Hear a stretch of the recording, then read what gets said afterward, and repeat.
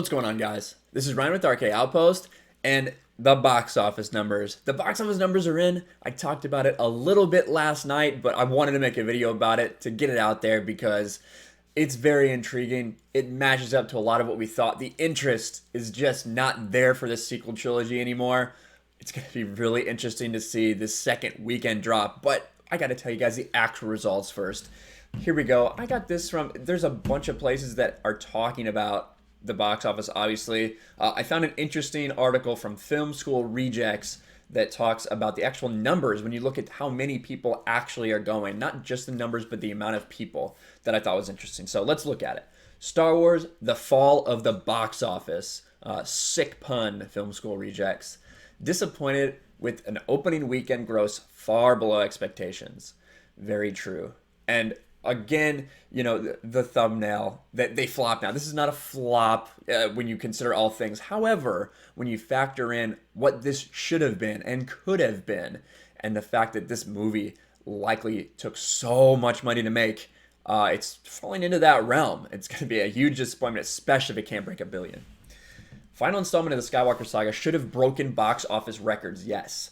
When the original Star Wars opened in 77, the movie didn't set a new weekend high, but the 78 re-release did, and at the time propelled the future to become the highest grossing film of all time, still one of the biggest moneymakers ever adjusted for inflation, and then Return of the Jedi set a new domestic opening weekend record. In 99, Phantom Menace had one of the best openings of all time and came very close to breaking the record by Jurassic Park. And then in 2002 and 5, Attack of the Clones, as Rage says, set new worldwide opening weekend records. So all great things, right? And all accelerated to the top. Star Wars The Force Awakens debuted globally in 2015. Franchise reached record-breaking figures in the US and globally. 248 million domestic. 2 years ago, the next installment, Last Jedi, went down, came close with a second placing domestic gross of 220 million. The Rise of Skywalker failed to even crack 200 million domestically. It's at 175.5, on par with the Beauty and the Beast remake. So a 20% decrease. We were looking at this thing, we knew it was tracking low, but it is anywhere between, 185 to 215. People said, oh, they think it may get up to 220, may meet Last Jedi.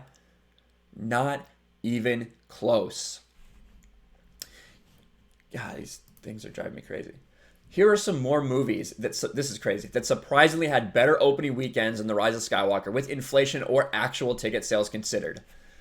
The Hunger Games, Catching Fire, Pirates of the Caribbean, Dead Man's Chest, Spider-Man 3, Iron Man 3, The Dark Knight Rises, Incredibles 2, Captain America Civil War, Avengers Age of Ultron, and Harry Potter Deathly Hallows Part 2. All those things made more than the final installment in the Skywalker saga. That is laughable. That is laughable. There are so many ads on this page. God. Rather than looking at the grosses and explaining the context of time and inflation, here's a breakdown of the series plus other Star Wars theatrical features by estimated opening weekend attendance numbers. This shows you exactly how many people, the number of people that are going opening weekend. Star Wars was obviously really low, 0.7 million. And this shows per theater how many people were going. Empire Strikes Back, 1.8. Return of the Jedi, 7.3 million people. And then Phantom Menace, Attack of the Clones, Revenge of the Sith, you see 12.8, 13.8, 16.9 million people. So it goes up as the series goes on. Not quite the same for the sequel trilogy. When you look here, Force Awakens, 29.4 million. Last Jedi, 24.5. And now, about 2/3 of what it was before. Rise of Skywalker, 19.5 million. And those per theater numbers you can see there too. And the fact that Rise of Skywalker opened in 4,400 theaters, 200 more than The Last Jedi, should also tell you something. And then they break down the other the strange ones like the Clone Wars, Rogue One, and Solo. The sequel trilogy is the only one of the Star Wars trilogies to go down with each opening.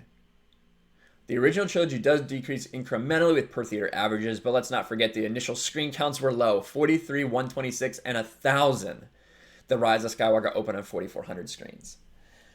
Then they talk about here the disappointment, right? How absolutely disappointing it was. The opening definitely fell short of expectations. In October, they said 185 to 225 million with the central prediction of 200 million. The site lowered its forecast range after reviews came out to 160 to 190 with the central of 183. And then some people were guessing 195, but it goes to 175, lower than maybe anyone had ever thought. Now Disney knew, they lowered their projections to 160 because they don't want to go lower than their projections. They want to make it look like they beat their expectations, but it can't be true. This is supposed to be the end all be all, the end of the Skywalker saga, the end of the Star Wars saga for what it is. And what a disappointment. Like this guy said, this should have done Endgame numbers. We all know that. This should have done Endgame numbers. With the opening you had of Force Awakens, you could have launched off that. This isn't Star Wars fatigue. Come on, there's like 3 Marvel movies that get released each year. No one's fatigued by that. No one was fatigued to go to Endgame. The Force Awakens had a higher domestic total than Endgame. Just think about that. That the first movie had a higher domestic total than the MCU's last, but they couldn't keep that momentum. They couldn't keep the momentum because they had no idea what they were doing with Star Wars. They didn't have a plan. They let Rian Johnson do his thing with Last Jedi that turned so many people off. And it's clear that that has had a lasting impact. This movie is now going to struggle to make $1 billion. Who could have thought we would live in a world where Joker made $1 billion? Rise of Skywalker didn't. They've had 6 other movies this year make $1 billion. In a world where Captain Marvel makes $1 billion, and the last entry in the Star Wars Skywalker saga, for what it's called. Not that really that has any true meaning to a lot of people. A lot of people don't believe that, but because it's not really about Skywalkers in the end, is it? If you've seen the movie. The idea that that movie would make less than Captain Marvel, I don't. There's so few people who would have told you that, and I've said all along I think it's gonna make 1.1 billion. I guess I'll stick to that because who cares at this point? This second weekend drop is really gonna tell you. Will people go see this on Christmas? I don't think so. I think it's going to have a big drop, just like The Last Jedi did. If it's anywhere around a 60% drop, I think you're going to see this movie have a tough time making $1 billion. But if you want a real great box office breakdown, Odin's movie blog, a fellow associate of Geeks and Gamers, he's put a video on Geeks and Gamers and one on his own channel breaking down exactly what's going on with the box office. He's amazing. He's got all the inside details for you. But what do you guys think? Is this movie going to get to $1 billion? Do you think that if it doesn't, it should be considered a flop? I want to know because I think the expectation should have been so high for this movie. And we're sitting here looking at it making half of The Force Awakens. But let me know what you think in the comments below. Make sure you smash the like button, subscribe, ring the bell for notifications, share this video out there. I'll talk to you guys later. Thanks for watching, everyone. And a huge shout out to my patrons. I appreciate you guys so much. Want to follow me on Twitter or Instagram? Check out the description below. You'll find links to my P.O. box and my Patreon as well. I'll talk to you guys later.